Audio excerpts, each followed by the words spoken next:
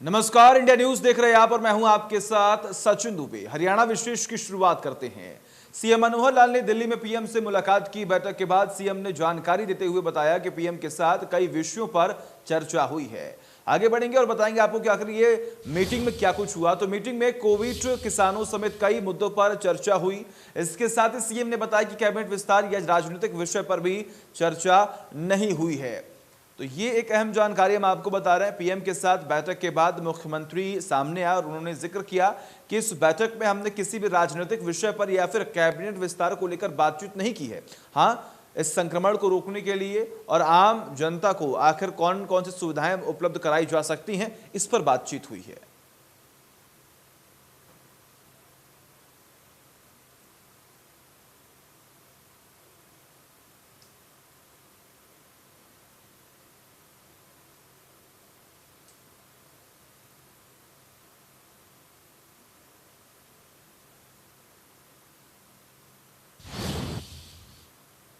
आगे बढ़ेंगे। हरियाणा में लीज होल्डर को मालिकाना हक देने की घोषणा पर व्यापारियों ने सीएम से मिलकर आभार व्यक्त किया।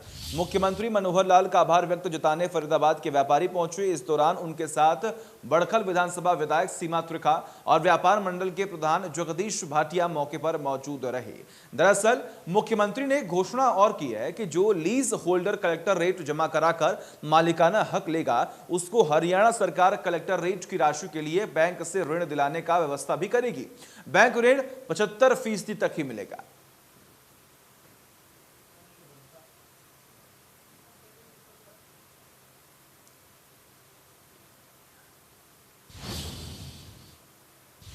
हरियाणा के गृह मंत्री अनिल विज ने एक बार फिर राहुल गांधी पर पलटवार किया है। उन्होंने कहा है कि राहुल गांधी को अपनी पार्टी की तरफ ध्यान देना चाहिए। साथ ही कहा कि राहुल गांधी से अपनी पार्टी को तो संभलती नहीं है, लेकिन वह हमारी पार्टी की चिंता कर रहे हैं। किसान आंदोलन को लेकर कहा कि किसान आंदोलन करें, लेकिन कानून हाथ में ना ले। राहुल गांधी जी देना इसको किया। राजस्थान में कांग्रेस की सरकार है और रोज वो टीके के बारे में केंद्रीय सरकार को कोसते नहीं थकते। अरे भाई, अपना प्रदेश तो देख लो। लोग एक एक इंजेक्शन के लिए तरस रहे हैं और तुमने टीकों को कूड़े में डाल रखा है। इनके खिलाफ तो आपराधिक मामला दर्ज किया जाना चाहिए। हमारी पार्टी का कौन सा मंत्री है, क्या बोले, इससे राहुल गांधी ने क्या लेना? तो अपनी पार्टी संभाल। तो बता कमलनाथ क्या बोल रहा, उसके ऊपर एक्शन ले। तू अपनी पार्टी तो संभाली नहीं जा रही तेरे से, और तू हमारी पार्टी की चिंता कर रहा। हमारी पार्टी ठीक चल रही है, यहाँ बहुत लोग हैं देखने वाले। अब देखिए, किसानों का आंदोलन है। हमने हमेशा कहा है हिंदुस्तान एक प्रजातांत्रिक देश है। हर विचारधारा के लोगों को, हर जत्थेबंदियों को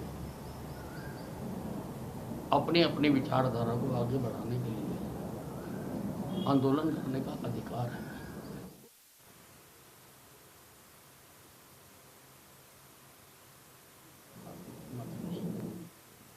और वहीं दूसरी तरफ कोरोना महामारी के बीच विपक्ष लगातार हमलावर है। सांसद दीपेंद्र हुड्डा ने एक बार फिर सरकार पर मौत के आंकड़े छिपाने का आरोप लगाया और केंद्र और राज्य सरकार में समन्वय बनाने की भी नसीहत दे दी। आज की यथास्थिति इससे कहीं दूर है। हरियाणा के ऐसे ऐसे बड़े बड़े जिले, पानीपत, हिसार, सिरसा, जहां मात्र 100-125 जैब लग रहे हैं, ये आज की ताज़ा आंकड़े मैंने आपके सामने रखे। तो ये आज धरातल पर स्थिति नहीं है। सरकार इसमें तीव्रता लाए। केंद्र सरकार और प्रदेश सरकारों को आपसी समन्वय बनाना पड़ेगा। हरियाणा सरकार का एक दुर्भाग्यपूर्ण एक रवैया रहा है इसमें। अभी तक मुख्यमंत्री जी ने अकेला प्रदेश होगा शायद, जहाँ सर्वदलीय बैठक ही नहीं बुलाई, तो हम कहाँ अपने सुझाव रखें? तो सबको मिलकर चलना चाहिए। हम इस बात को स्वीकार करते हैं और हम अपनी तरफ से जो हो सकता है वो योगदान दे रहे हैं और देते रहेंगे। तो उनके सरकारी आंकड़े इतने कम हैं, गाँव के अंदर तो ना के बराबर उन्होंने मृत्यु दिखाई है। जब हम कहते हैं सरकारी आंकड़े गलत हैं, आप गांव के अंदर मृतकों की संख्या पे श्वेत पत्र जारी करें। दूसरी ओर वो कह रहे हैं कि कई गांवों में बहुत लोगों की मृत्यु हुई है क्योंकि किसान आंदोलन चलता है। दोनों बातें सच कैसे हो सकती है? तो दुर्भाग्य है वो अपनी जिम्मेदारी समझे। मोदी सरकार के 7 साल पूरे होने पर बीजेपी सेवा ही संगठन के रास्ते पर चलकर लोगों की मदद कर रही है। बीजेपी प्रदेश अध्यक्ष ओपी धनखड़ ने कहा कि बीजेपी कार्यकर्ता कोरोना संकट में लगातार लोगों की मदद कर रही हैं। बीजेपी की कोशिश मुश्किल घड़ी में लोगों तक हर संभव मदद करने की है।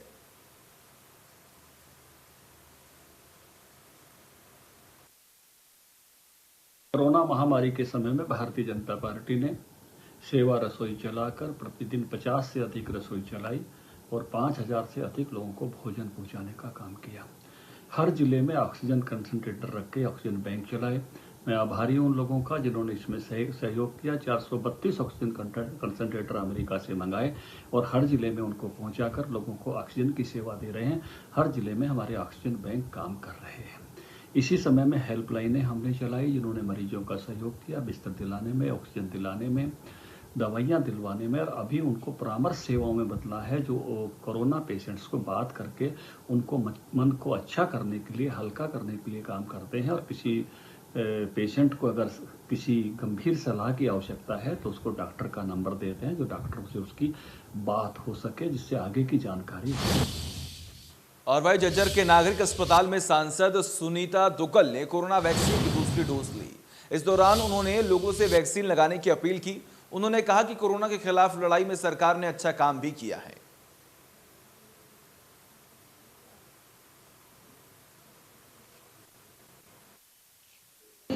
जो हमारे नागरिक हैं, अब तो 18 साल से ज़्यादा की उम्र के जो हमारे भाई हैं उन सब के लिए भी सरकार की तरफ से यह आह्वान किया गया है कि वो वैक्सीन लगवाएं। तो मैं सभी से यही कहना चाहूँगी कि अपने समय पर वैक्सीन लगवाएं। जो 18 साल से ज़्यादा की उम्र के हुए हैं, 1 मई के बाद से उनकी रजिस्ट्रेशन शुरू हो गई है।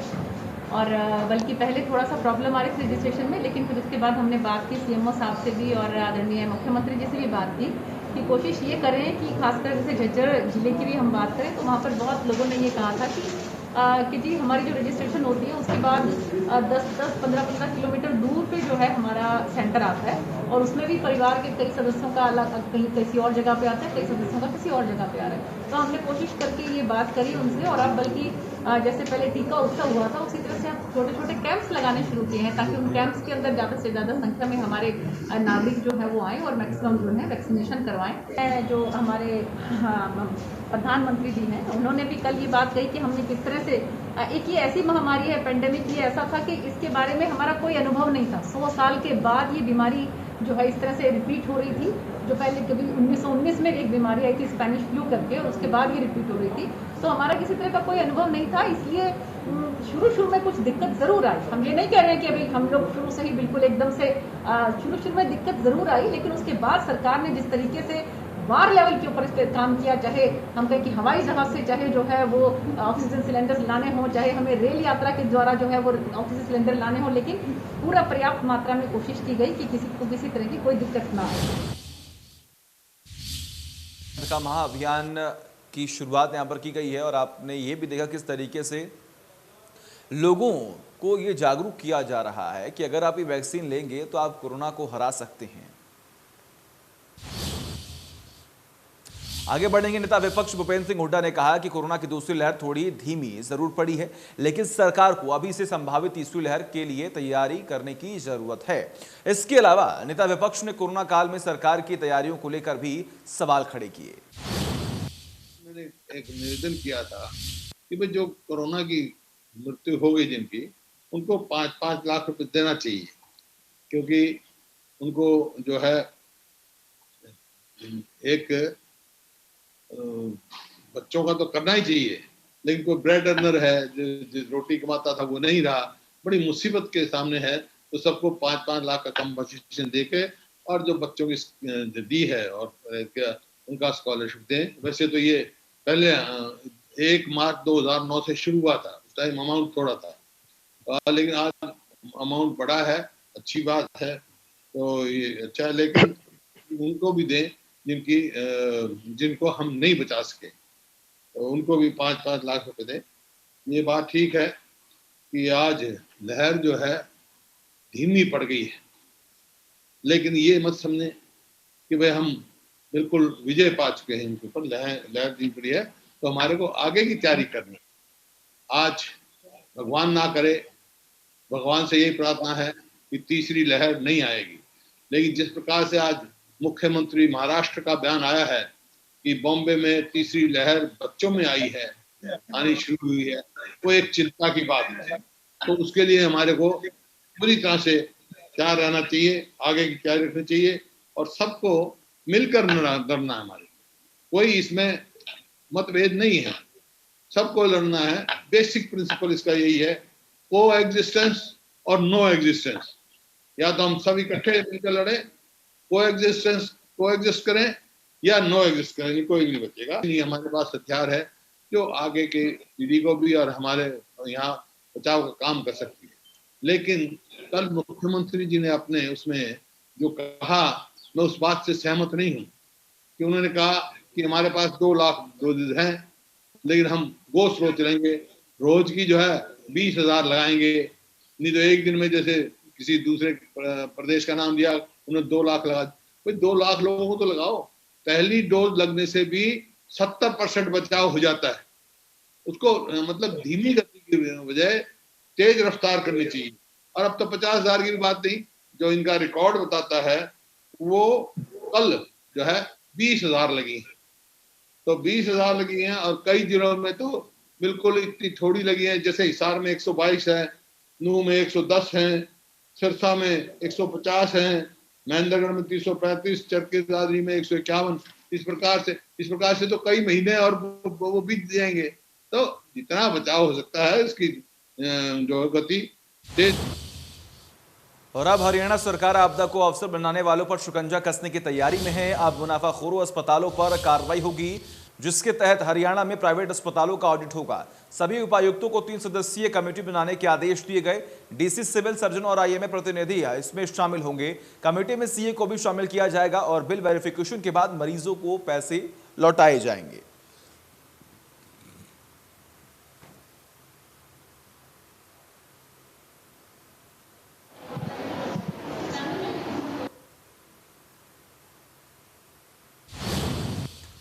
और प्रदेश में 7 जून तक लॉकडाउन की समय सीमा बढ़ाने का जो ऐलान है वो कर दिया गया।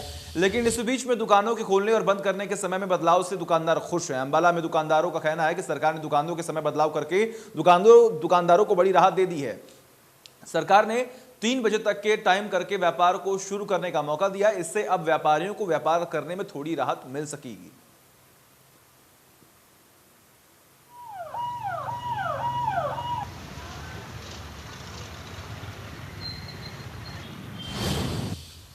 और वही लॉकडाउन के बीच बाजारों को खोलने की अनुमति के बीच फिर से बाजारों में भीड़ देखने को मिल रही है। भिवानी में बढ़ती भीड़ को लेकर प्रशासन सड़कों पर उतरा, बाजारों में दुकानदारों को समझाया। और भिवानी से रवि जांगड़ा की ये रिपोर्ट देखिए। भीड़ को रोकने के लिए प्रशासन के द्वारा लगातार सख्त रवैया अख्तियार किया जा रहा है। और जिस तरह से बाजार में हमने देखा था कि दुकानदारों के द्वारा कहीं न कहीं इस बात पर एतराज़ जताया गया था कि शनिवार को जिन लोगों ने दुकानें खोली थी, इतवार को दूसरे लोग दुकान नहीं खोल पाए थे। आज 31 तारीख को भी वही लोग दुकान खोले हुए हैं और 1 तारीख को भी वही लोग दुकान खोलेंगे। तो कहीं न कहीं एसडीएम अगर बात करें, भिवानी के एसडीएम संदीप अग्रवाल जी हमारे साथ हैं, उनसे जानेंगे। सर, आज देखा था कि किस तरह से दुकानदार जो है खफा से नजर आए थे। उनका कहना था कि OD1 के हिसाब से अगर दुकानें खोलते तो 3 दिन में भी उनका नंबर नहीं आया था। उसके बाद प्रशासन लगातार इस बात को लेकर कृत संकल्प है कि किस तरह से भीड़ को कम किया जाए। क्या रवैया, क्या रुख प्रशासन का रहने वाला है? कल चीफ सेक्रेटरी साहब से हरियाणा सरकार से ये ऑर्डर निकले हैं कि 1 हफ्ते का लॉकडाउन बढ़ाया गया है, उसमें कुछ रिलैक्सेशन दी गई है।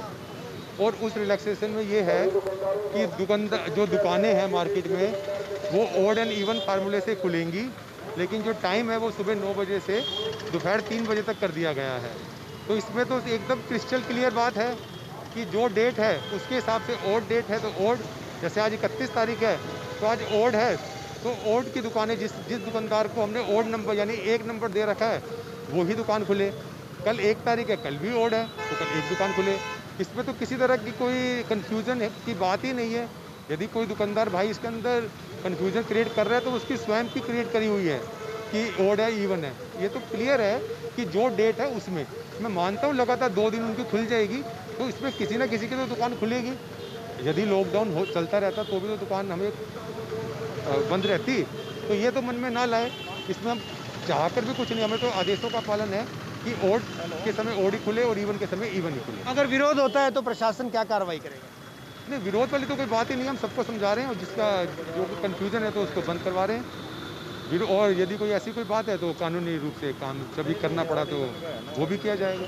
लोगों से सर आपकी क्या अपील रहेगी? लोग जिस तरह से लगातार आज भीड़ देखी गई थी, खूब भीड़ का आलम देखा गया था, हालांकि पुलिस का विषय है, लेकिन आप भी बाज़ारों में निकले थे, महज आधा किलोमीटर की दूरी जो है उसमें आधा घंटा लगा है लोगों को। तो कैसे इस तरह की भीड़ पर आपको नहीं लगता कि भीड़ जो है बेतहाशा सड़कों पर घूम रही है, बीमारी की वाहक बन सकती है? सभी लोग को खुद समझना चाहिए कि ये अभी महामारी गई नहीं है, अभी तो सेकेंड इसकी वेव है, तो हम सबको बच के रहना चाहिए।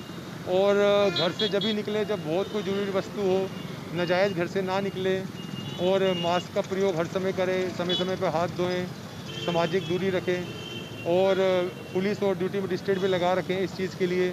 लेकिन मैं फिर भी कहूँगा कि ये तो लोगों को खुद ही समझना चाहिए कि हमें जो कोरोना प्रोटोकॉल्स को पालन करना है। Deputy superintendent of police Virendra ji भी हमारे साथ है। लगातार प्रशासन के साथ पुलिस दिखाई देती है। आज भीड़ अच्छी खासी देखी गई सड़कों पर, महज आधा किलोमीटर की दूरी आधे घंटे में तय करनी पड़ रही है लोगों को। बाज़ारों में अच्छी खासी भीड़, ट्रैफिक जो है खूब सारा देखा गया। आपको नहीं लगता कि इससे बीमारी और ज़्यादा फैल सकती है? ट्रैफिक का जो है, जो ट्रैफिक के नियमों का उल्लंघन कर रहा है उसके चालान लगातार किए जा रहे हैं। 3300 के करीब हमने चालान कर दिए हैं, जिसमें 85 के करीब व्हीकल इम्पाउंड करे हैं। और इसी तरह मास्क के भी चालान हमने 1600 के करीब 1600-1700 के करीब मास्क के चालान किए हैं। और इसी तरह जो अवहेलना कर रहा है कोविड SOP की, तो उनके लगातार चालान कर रहे हैं। 26 चालान हमने IPC के तहत मुकदमे दर्ज किए हैं, जिनमें 22 व्यक्तियों को अरेस्ट भी किया है। जाहिर तौर पर चेतावनी भी पुलिस प्रशासन के द्वारा लगातार दी जा रही है, लोगों को समझाया भी जा रहा है कि अनावश्यक तौर पर घरों से बाहर ना निकले, और ख़ास तौर पर जिन दुकानों को जो नंबर अलॉट किए गए हैं 1, 2 यानी ओड इवन के हिसाब से जो नंबर अलॉट किए गए हैं वो उस हिसाब से दुकानें खोलें, क्योंकि जिस तरह से वोलेशन लगातार किया जा रहा है। और SOPs की अगर बात करें, जो कोरोना गाइडलाइंस की बात करें, वो जो जारी की गई थी उसके हिसाब से जो लोग अमल नहीं कर रहे हैं उस पर उनके खिलाफ भी कड़ी कार्रवाई अमल में लाई जा रही है। मास्क इत्यादि के चालान काटे जा रहे हैं, व्हीकल इम्पाउंड किए जा रहे हैं, ट्रैफिक रूल्स को वायलेट करने वाले या इसके अलावा दूसरे तमाम लोग जो कि कोरोना गाइडलाइंस को फॉलो नहीं कर रहे हैं उनके खिलाफ भी कड़ी कार्रवाई प्रशासन के द्वारा अमल में लाई जा रही है। वीडियो जर्नलिस्ट सुमित अवस्थी के साथ रवि जांगड़ा, इंडिया न्यूज़।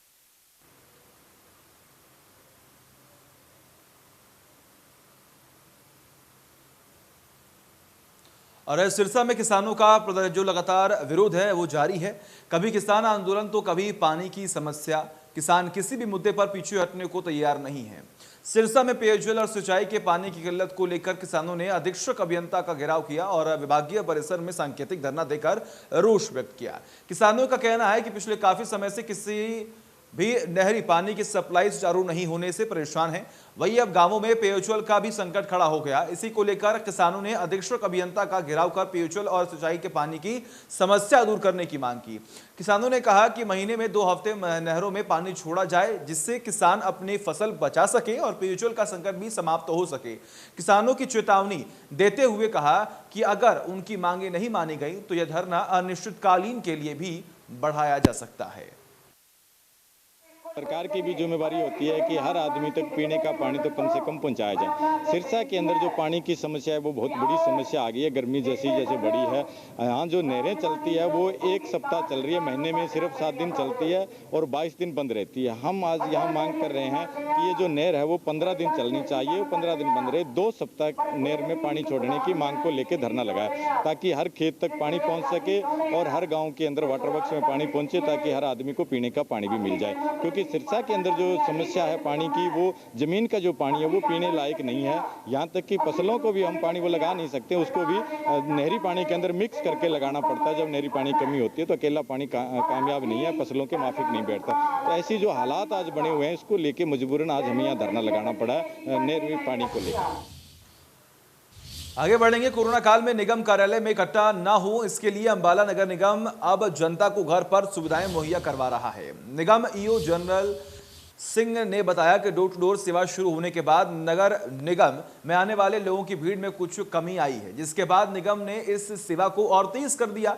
इस सेवा के तहत नगर निगम अब जनता को डोर टू डोर जन्म मृत्यु प्रमाण पत्र और विवाह प्रमाण समेत दूसरी सेवाएं घरों तक ही उपलब्ध करवा रही है। इसके लिए जनता को निगम के नंबरों पर संपर्क कर आवेदन करना होगा। उसके बाद निगम की टीम घर जाकर प्रमाण पत्र के लिए जरूरी दस्तावेज देगी और कुछ दिन बाद आवेदक को प्रमाण पत्र मिल जाएगा। नगर निगम अंबाला शहर द्वारा डोर स्टेप फैसिलिटी शुरू की है, जो हमारी पहले से ही चल रही है, लेकिन उसका रिजल्ट अगर देखने में देखा तो कोविड टाइम के दौरान एक अच्छा रिजल्ट निकलकर सामने आया कि लोगों को सोशल डिस्टेंसिंग बनाए रखने के लिए या सेपरेट उनकी एप्लीकेशन को डील करने के लिए उसके लिए हमने एक टोल फ्री नंबर जारी किया हुआ। तो डोर स्टेप फैसिलिटी के अंदर लोग अपना उस कंप्लेंट नंबर पर अपनी कंप्लेंट दर्ज करवाते हैं और उसको टेलीफोन के माध्यम से ही उसको अवगत करवा दिया जाता है कि आप जन्म मृत्यु या विवाह रजिस्ट्रेशन के लिए आपको क्या क्या डॉक्यूमेंट की रिक्वायरमेंट है।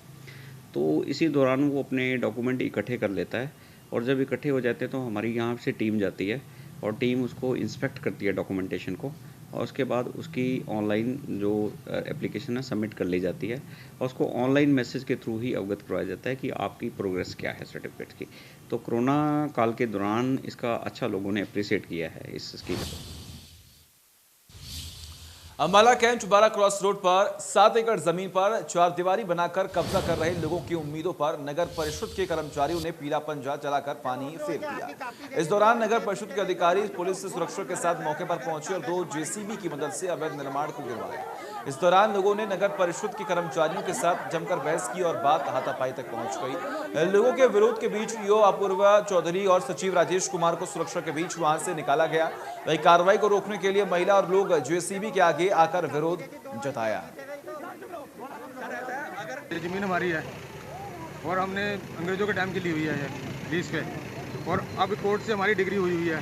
पहले गायत्री देवी कोर्ट से हुई, उसके बाद सेशन कोर्ट से हुई, कृष्णकांत की कोर्ट से डिग्री हुई है। ये दोनों में हारे हुए हैं, इनका कोई ऑर्डर नहीं है, बगैर ऑर्डर के इन्होंने की दीवार घेरी है ये हमारी आके। ये आज ही क्यों घेर रहे हैं? आज की तारीख है जी, आज की तारीख लग रही है, आज बहस होनी है। इनको पता है स्टे हो जाएगा तो काम नहीं रुकेगा, इसलिए इन्होंने सिवरे ये कार्रवाई करी है, जबकि आज की तारीख है तो कोर्ट जाना।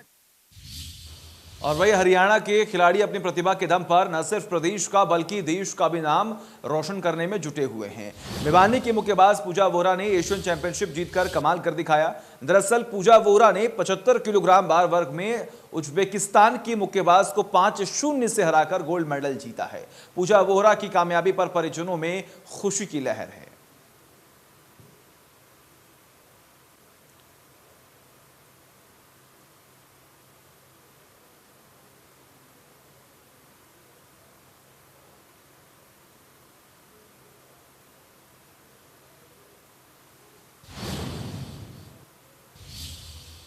और इसी के साथ हरियाणा विशेष में बस इतना ही। देखते रहिए इंडिया न्यूज़। नमस्कार।